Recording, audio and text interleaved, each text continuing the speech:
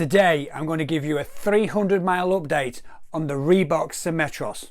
How's it holding out? You'll find out in a second.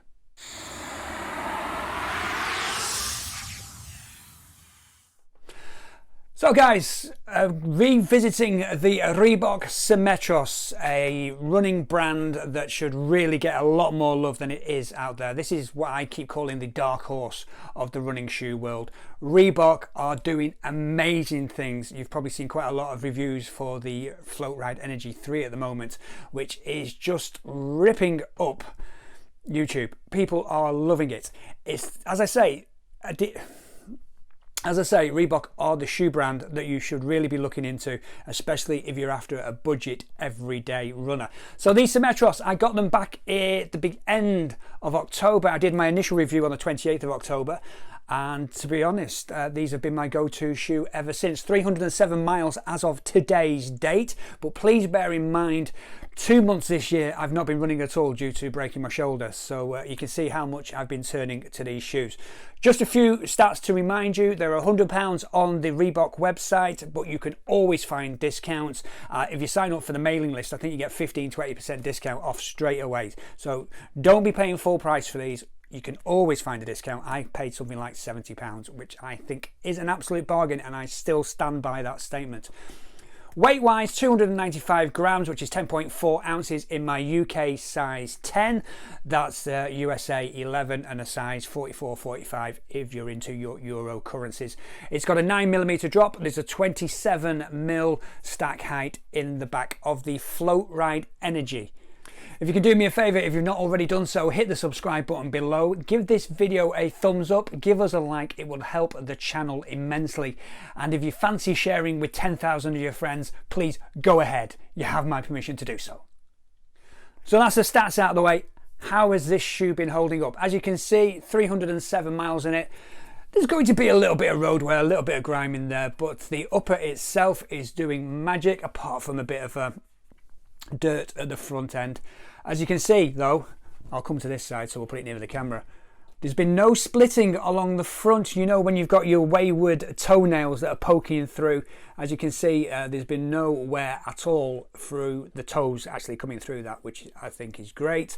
The lace lockdown never had a problem at all. Traditional lacing system always had a fine lockdown. I always double knot my laces anyway, so there's been no slippage, no hot spots, no blisters at all from this shoe.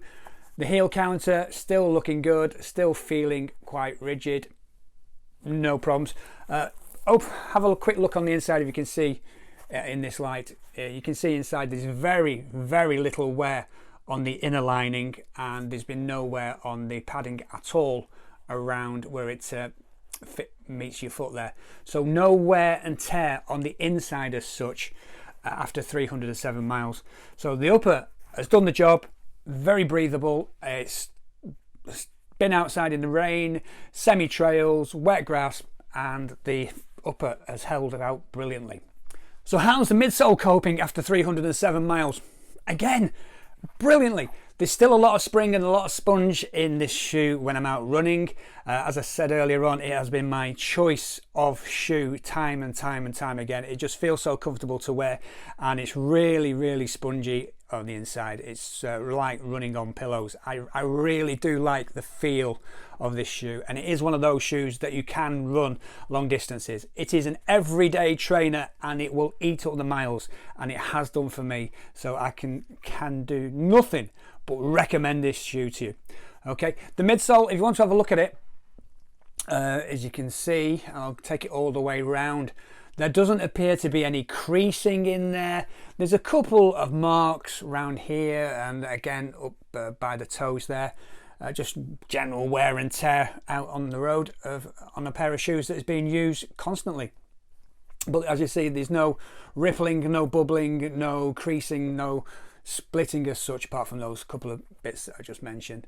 So yeah, the midsole is holding up, and as I say, it's still got that energy return when you're running in it, and it still feels really comfortable. So 307 miles, that Floatride Energy, it's like the Energizer Bunny. It's just going to go on and on and on. So 307 miles, looking good on the midsole. Okay, let's move on. I know what you're saying. Tony, you've done 307 miles in this shoe. What's the tread like? What's the outsole like? All I can say is there is very little wear at all after 307 miles. Now, I'm a heel striker, so you would expect to see a lot of wear around the heel. But as you can see, there's very little. There is on this side, on the black here, you can see where it's worn down slightly. But the Reebok logo is still very visible and still pronounced. And on the inner side of the shoe, there appears to be no wear at all. So 307 miles, very limited outside wear from somebody who is a really bad heel striker. If you've watched any of my running videos, you can see that my running technique is not the best, and you can see how I hit the floor with the heel first. So that is very impressive. We'll move on up, as you can see, try and angle it to the light there. As you can see through the middle sections, there's probably a little bit of wear here on the outside of the inner foot, but very little, if anything. The outside, again, maybe a touch here, but nothing to write home about, as they would say. So I'll turn the shoe the other way. Look at that tread on the front there. Look at it. Minimal, after 307 miles, minimal wear on that edge. Absolutely nothing on this edge. This shoe is just going to go on and on. Absolutely brilliant. Reebok, well played. This is a fantastic shoe, and I'm still turning to it. It's brilliant. So yeah, that outsole looks like it's brand new, and it's done 307 miles. You can check all those miles out on my Strava.